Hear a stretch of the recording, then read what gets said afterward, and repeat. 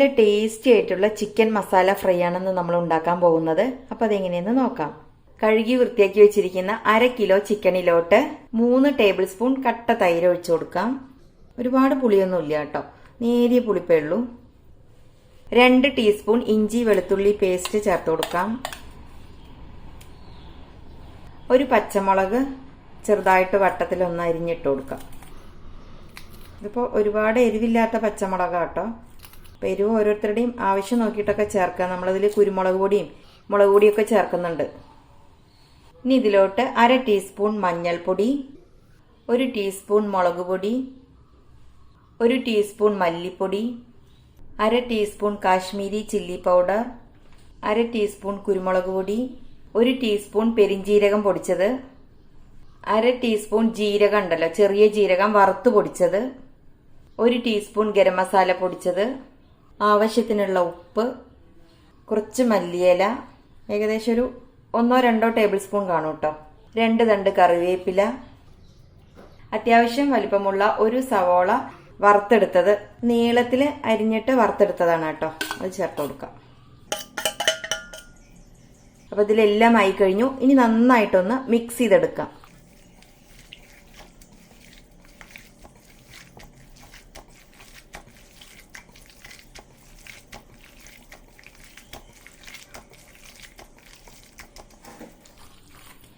അപ്പോൾ ഇത്രയും മതി. നല്ലപോലെ മിക്സ് ചെയ്ത് കഴിഞ്ഞു. ഉപ്പൊക്കെ കറക്റ്റ് ആണ് കേട്ടോ, ഈ ടൈമിൽ ഉപ്പൊക്കെ നോക്കണേ. ഇനി നമുക്കിത് അടച്ചു വെച്ചിട്ട് 1 മണിക്കൂർ റെസ്റ്റ് ചെയ്യാനായിട്ട് വെക്കാം. എന്നതിന് ശേഷം നമുക്ക് റെഡിയാക്കാം. അപ്പോൾ അതേ 1 മണിക്കൂർ കഴിഞ്ഞു. ഇനി നമുക്കിത് പെട്ടെന്ന് തന്നെ റെഡിയാക്കാം. സ്റ്റൗ കത്തിച്ച് ചീനച്ചട്ടി ചൂടായി വരുമ്പോൾ നമുക്കിതിലോട്ട് വെളിച്ചെണ്ണ ഒഴിച്ചു കൊടുക്കാം. എണ്ണ നന്നായിട്ട് ചൂടായി കഴിയുമ്പോൾ നമ്മളിവിടെ മസാലയൊക്കെ തേച്ച് വെച്ചിരിക്കുന്ന ചിക്കൻ ഇതിലോട്ട് ചേർത്ത് കൊടുക്കാം.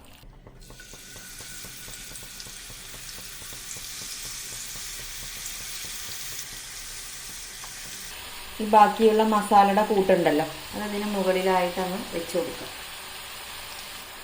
ഇനി നമ്മളിതിൽ വെള്ളമൊന്നും ആഡ് ചെയ്യുന്നില്ല കേട്ടോ. ഒരു മീഡിയം ടു ലോ ഫ്ലെയിമിൽ ഇതിനെ അടച്ചു വെച്ചിട്ട് കുക്ക് ചെയ്തെടുക്കാം. ഏകദേശം ഒരു 10-15 മിനിറ്റ് ഇതിങ്ങനെ ഇരുന്ന് ചെറിയ തീയിലിരുന്ന് ആവട്ടെ. എന്നതിന് ശേഷം നമുക്ക് മറിച്ചിട്ട് കൊടുക്കാം. അങ്ങനെ തിരിച്ചും മറിച്ചു വിട്ടിട്ട് നല്ല ഡ്രൈ ആക്കി എടുക്കാം കേട്ടോ. അപ്പോൾ അതിരുന്നാവട്ടെ, എന്നതിന് ശേഷം കാണാം. അപ്പോൾ ഇത് ഏകദേശം ഒരു 10-15 മിനിറ്റായി. നമുക്കിനി ഇതൊന്ന് മറിച്ചിട്ട് കൊടുക്കാം. നമ്മൾ വെള്ളമൊന്നും ഒഴിച്ചു കൊടുത്തിട്ടില്ലേ, കണ്ടില്ലേ, താനെ നിന്ന് ഇറങ്ങി വന്ന വെള്ളമാണ് കേട്ടോ. ഇതിനി ഡ്രൈ ആക്കി എടുക്കണം. അപ്പോൾ നമുക്ക് കുറച്ചു നേരം അടച്ചു വെച്ചിട്ട് ഇതുപോലെ തന്നെ ഒന്നും കൂടി കുക്ക് ചെയ്യാം.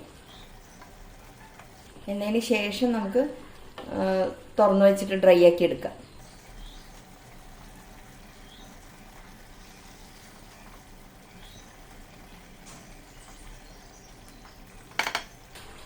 അപ്പോൾ അടച്ചു കൊടുക്കാം നമുക്കിനി. ഇതിനി വീണ്ടും ഏകദേശം ഒരു 10-15 മിനിറ്റ് ഇരുന്നിട്ട് ഇങ്ങനെ ചെറിയ തീയിലിരുന്നിട്ട് കുക്കാവട്ടെ കേട്ടോ. അപ്പോൾ ഇതേ വീണ്ടും 10 മിനിറ്റ് ആയിരിക്കുകയാണ്. നമുക്കിനി തുറന്ന് നോക്കാം. ഇനി നമുക്ക് കുറച്ച് ഹൈ ഫ്ലെയിമിലിട്ടിട്ട് ഒന്ന് ഡ്രൈ ആക്കി എടുക്കണം കേട്ടോ.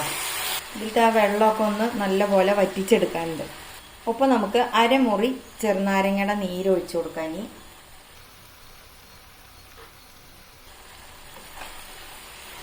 എന്നതിന് ശേഷം നന്നായിട്ട് ഒന്നുകൂടി ഇളക്കി കൊടുക്കാം. അപ്പോൾ ദേ നല്ലോണം ഡ്രൈ ആയി വന്നിട്ടുണ്ട്. ഇനി ഏറ്റവും ലാസ്റ്റ് നമ്മൾ ചെറിയൊരു പൊടിക്കൈ ചെയ്യുന്നുണ്ട് കേട്ടോ.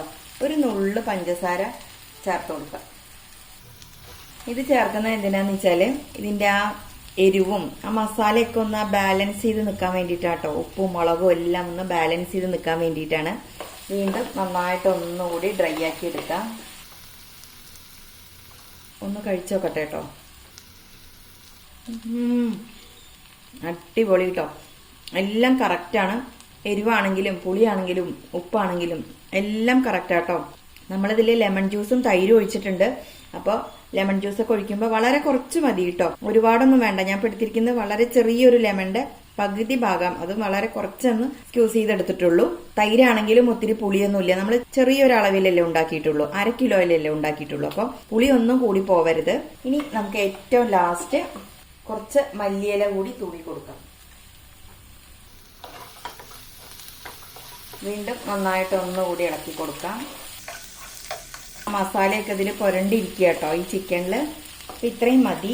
നല്ല ടേസ്റ്റി ആയിട്ടുള്ള ഒന്നാന്തരം മസാല ചിക്കൻ ഫ്രൈ ആണ്. ഇനി നമുക്ക് ഗ്യാസ് ഓഫ് ചെയ്തിട്ട് ഒരു സെർവിങ് ബൗളിലോട്ട് മാറ്റാം. ഇത് നമുക്ക് ഏതിന്റെ കൂടെ വേണമെങ്കിലും കഴിക്കാം കേട്ടോ. റൈസിന്റെ കൂടെ, ഗീ റൈസിന്റെ കൂടെ, ചപ്പാത്തിയുടെ കൂടെ, അങ്ങനെ എല്ലാത്തിന്റെ കൂടെയും ഒരേപോലെ കഴിക്കാൻ പറ്റിയ ഒന്നാണ്. അപ്പൊ എല്ലാവരും ഒന്ന് ഉണ്ടാക്കിയിട്ട് ഫീഡ്ബാക്ക് ഒക്കെ അറിയിക്കണേ. വീഡിയോ കണ്ട് ഇഷ്ടമായെങ്കിൽ ഒന്ന് ലൈക്ക് ചെയ്യാനും സബ്സ്ക്രൈബ് ചെയ്യാനും ഷെയർ ചെയ്യാനും ആരും മറക്കരുത്. വീണ്ടും നല്ല നല്ല റെസിപ്പിയുമായി വരുന്നത് വരേക്കും ബൈ.